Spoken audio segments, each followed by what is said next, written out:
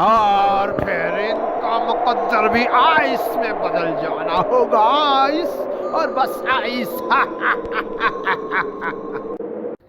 محمود فاروق فرزانہ جنگل میں ایک سمت چل پڑتے ہیں، جبکہ انسپکٹر جمشید کچھ فاصلے پر ان کا تعاقب کر رہے ہوتے ہیں۔ لمحہ بلمحہ وہ موت کی طرف قدم بڑھا رہے تھے، لیکن انہیں اس کا احساس نہیں تھا، کیونکہ وہ جدھر جا رہے تھے وہی مسٹر آئس کا علاقہ تھا۔ تینوں بڑے محتاط انداز سے چل رہے تھے اور کسی بھی خطرے سے بھیڑنے کے لیے بالکل تیار تھے، لیکن انہیں مسٹر آئس کی پاور کا اندازہ نہیں تھا۔ محمود، تمہیں کچھ محسوس ہو رہا ہے کیا؟ ہاں فاروق، ہم جنگل میں ہیں اور یہاں کتنی خوبصورتی ہے۔ اوہو محمود، کیا کمال کرتے ہو تم بھی! واہ، جنگل میں خوبصورتی نہیں ہوگی تو کیا صحرا میں ہوگی؟ تیرے کی بال کی کھال کھینچنا تو کوئی تم سے سیکھے۔ او بال کی کھال کھینچنے والوں، مجھے ٹھنڈ محسوس ہو رہی ہے، اور یہی میں کہہ رہا ہوں، میری کوئی بات سننے کو تیار ہی نہیں ہے بھلا۔ ہاں فاروق، واقعی مجھے بھی ٹھنڈ کا احساس ہو رہا ہے۔ اس کا مطلب کہ ہم صحیح سمت میں جا رہے ہیں۔ ارے وہ دیکھو، وہ کیا ہے؟ ارے یہ کیا چیز ہے بھلا؟ کیا یہ کوئی جانور ہے؟ کتنا خوفناک ہے یہ!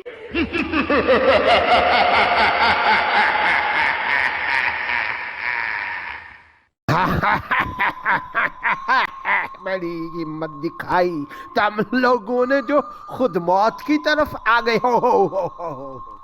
ارے آئس کریم بھائی، ہم تم سے الجھنے نہیں آئے، بس تھوڑی سی آئس کریم ہمیں بھی دے دو، وعدہ کرتے ہیں کھاتے ہی چلے جائیں گے۔ کیا کہہ رہے ہو؟ ہاں، آئس کریم اور کھاتے ہی چلے جاؤ گے؟ ارے میں تمہیں آئس بنا دوں گا، خود ہی کھانا اور اسی میں رہنا۔ یہ کہتے ہوئے مسٹر آئس نے اپنا ہاتھ سیدھا کیا اور اس کے ہاتھ سے ایک شعلہ سا نکلا اور فاروق کی طرف بڑھا، لیکن اسی وقت فاروق نے ایک چھلانگ ماری اور وہ شعلے سے بچ گیا۔ ارے یہ تو سچ میں آئس بنا رہا ہے۔ تو کیا میں مذاق کر رہا تھا؟ لیکن یہ سوچو کہ اس سے نمٹنا کیسے ہے؟ مسٹر آئس نے محمود پر حملہ کیا، لیکن محمود بھی بر وقت وہاں سے بچ نکلا۔ ارے یہ تو حملے پہ حملے کیے جا رہا ہے، ہم زیادہ دیر تک اس کے حملے سے بچ نہیں سکتے، تو جو کرنا ہے جلدی کرو۔ وہ لوگ جان چکے تھے کہ مسٹر آئس کو ہرانا اتنا آسان نہیں ہے جتنا وہ سوچ رہے تھے، یہ اس سے کہیں زیادہ طاقتور ہے۔ اب وہ کیا کریں، کیسے کریں، کس طرح کریں، کیسے اس سے بچیں، یہ لوگ سوچ ہی رہے تھے کہ اچانک فاروق کہتا ہے، مجھے ایک آئیڈیا سوچا ہے، کیوں نہ ہم سب الگ الگ سمت میں ہو جائیں، اس سے اس کا دھیان بڑھ جائے گا۔ تینوں الگ الگ سمت میں بھاگنے لگے۔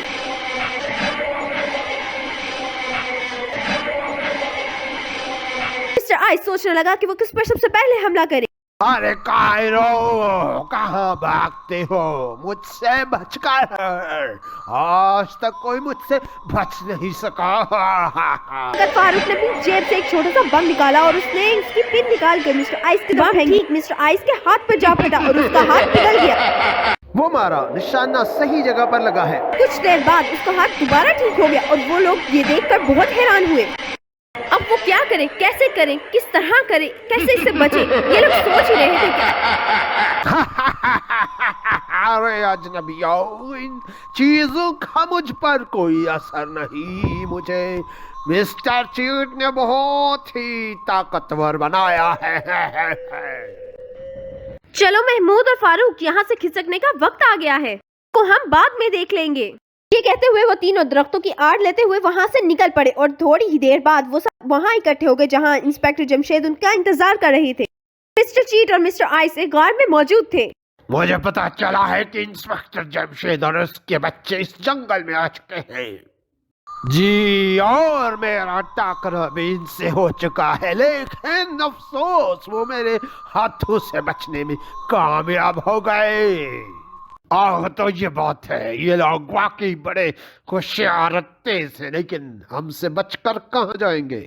جلد ہی ہماری نظروں کے سامنے ہوں گے، اور پھر ان کا مقدر بھی آئس میں بدل جانا ہوگا، آئس اور بس آئس۔ دوستو، کیا فاروق فرزانہ اور محمود مسٹر آئس کو مار سکتے ہیں کہ نہیں؟ کمنٹ کر کے ضرور بتائیے گا۔